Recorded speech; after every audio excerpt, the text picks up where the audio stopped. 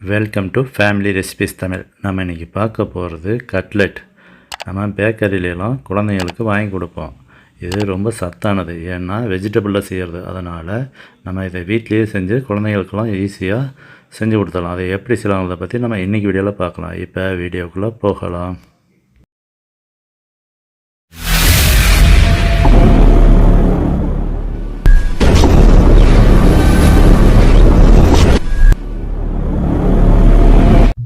First இதுக்கு தேவையான பொருள் என்னென்னு பார்த்துடலாம். பீன்ஸ் 200 கிராம் சின்ன சின்னதாக கட் பண்ணி இந்த மாதிரி எடுத்துக்கலாம். அடுத்தது தோல் நீக்கி சீவி கேரட் 200 கிராம், அதையும் இந்த மாதிரி சின்ன சின்னதாக கட் பண்ணி எடுத்துக்கலாம். 400 கிராம் உருளைக்கிழங்கு நல்லா வேக வச்சு தோல் நீக்கிய உருளைக்கிழங்கு 400 கிராம், இதை எடுத்து வேக வச்சு நல்லா ஒளிச்சு வச்சுக்கலாம். அதுக்கு அடுத்ததாக 200 கிராம் ஆனியனை சின்ன சின்னதாக கட் பண்ணி அதையும் ரெடியாக கட் பண்ணி வச்சுக்கலாம்.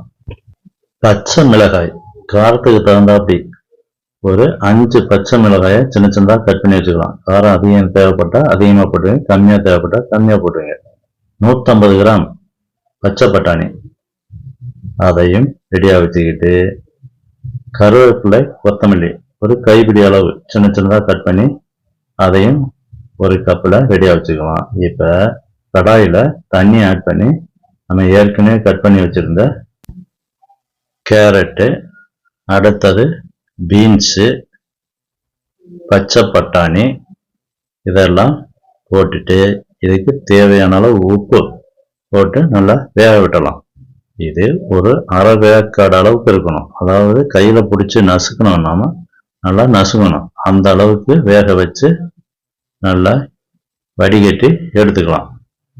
பார்த்தீங்களா, இந்த மாதிரி லைட்டாக கிளறி விட்டு கையில் எடுத்து நசுக்கணும்னா கேரட்டு பீன்ஸ் எல்லாம் நல்லா நசுக்கணும். அந்த அளவுக்கு வேக வைக்கணும். ரொம்ப குலையவும் விட்டுறக்கூடாது. நல்லா பிசைறதுக்கு சௌரியமான பெரிய பவுல் ஒன்று எடுத்து உளிச்ச உருளைக்கிழங்கு, வேக வச்ச கேரட்டு பீன்ஸ் எல்லாம் போட்டுட்டு அதோட கட் பண்ணி வச்சிருந்த பச்சை மிளகாய் நல்லா போட்டு பிசைஞ்சு எடுத்துக்கலாம்.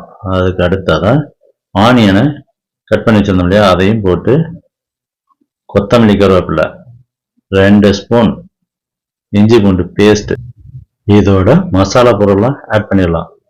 1/4 ஸ்பூன் அளவுக்கு மஞ்சள் தூள், 1 ஸ்பூன் ஜீரகத்தூள், 1 ஸ்பூன் மல்லித்தூள், 1/2 ஸ்பூன் கரம் மசாலா,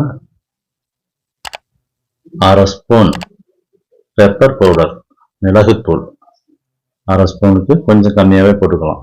அதோட காரத்துக்கு தேவையான அளவு மிளகாய்த்தூள், தேவையான அளவு உப்பு, அதையும் போட்டு கூடவே ஒரு அரை எலுமிச்சம்பழத்தை புழிஞ்சு விட்டலாம். புழிஞ்சு விட்டு நல்லா பிசைஞ்சு எடுத்துக்கணும். கார்ன்ஃப்ளவர் மாவு 2 ஸ்பூன், கடலை மாவு 2 ஸ்பூன் போட்டு நல்லா பிசைஞ்சு அதை தனியாக வச்சிடலாம்.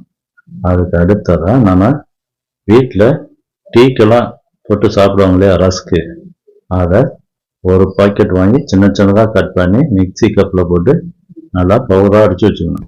கார்ன்ஃப்ளவர் மாவும் மைதா மாவும் சம அளவில் கலந்து கொஞ்சம் லிக்விடாக மிக்ஸ் பண்ணி வச்சுக்கணும். இது தேவையான அளவுக்கு, எந்த அளவுக்கு நமக்கு தேவையோ அந்த அளவுக்கு மிக்ஸ் பண்ணி வச்சுக்கணும். இந்த மாதிரி லிக்விடாக இருக்கணும்.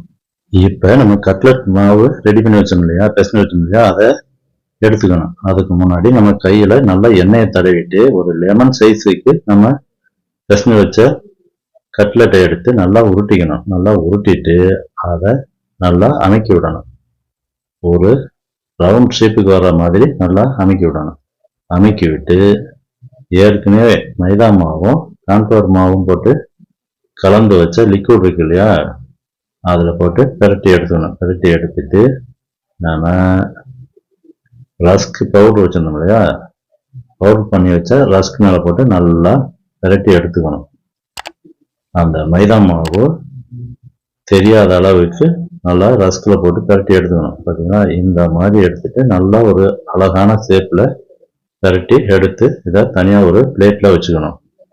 இந்த மாதிரி நமக்கு தேவையான அளவு எத்தனை கட்லெட் வேணுமோ அதுக்கு தகுந்தாப்படி நம்ம உருண்டைகளை பிடிச்சி மைதா மாவில் போட்டு பெரட்டி எடுத்து ரஸ்கில் போட்டு நல்லா ரஸ்க்கு மேலே நல்லா படுற மாதிரி இருக்கணும். அப்போ தான் அந்த கட்லெட்டோட டேஸ்ட்டு பார்க்கறதுக்கு நல்லா கட்லெட் மாதிரி இருக்கும். அந்த உள்ள டேஸ்ட்டும் நல்லா இருக்கும். அதுக்காக கார்ன்ஃப்ளவர் மாவும் மைதா மாவும் மிக்ஸ் பண்ணுறது கொஞ்சம் கொஞ்சமாக மிக்ஸ் பண்ணிக்கணும். ஏன்னா அதிகமாக மிச்சம் இருந்துச்சுன்னா அது வேஸ்ட் ஆகிடும். அதனால் தேவையான அளவு கொஞ்சம் கொஞ்சமாக மிக்ஸ் பண்ணி விரட்டி எடுத்துக்கணும். அதே மாதிரி ரஸ்க்கும் தேவையான அளவு கொஞ்சம் கொஞ்சமாக பவுடர் பண்ணி வச்சுக்கிட்டு அதை பரட்டி எடுக்கணும். அதிகமாக பவுடர் பண்ணி வச்சோம்னா அது வேஸ்ட் ஆகிடும். அதனால் கொஞ்சம் கொஞ்சமாக எடுத்து எல்லாம் ரெடி பண்ணிக்க. இந்த மாதிரி எல்லாம் ரெடி பண்ணிக்கிட்டு என்ன ஷேப்பில் வேணுமோ அந்த மாதிரி எடுத்துக்கலாம். ஃபேமிலி ரெசிபிஸ் நம்ம சேனலை லைக் பண்ணுங்கள், சப்ஸ்கிரைப் பண்ணுங்கள், பக்கத்தில் இருக்க பெல் பட்டனை எனேபிள் பண்ணுங்கள், ஷேர் பண்ணுங்கள். இந்த மாதிரி ஷேப்பில் எடுத்துக்கிட்டு இப்போ கடாயில் எண்ணெயை ஆட் பண்ணி நல்லா காய வச்சுருக்கோம். அதில் இப்போ ஒன்று ஒன்றா போட்டுடலாம்.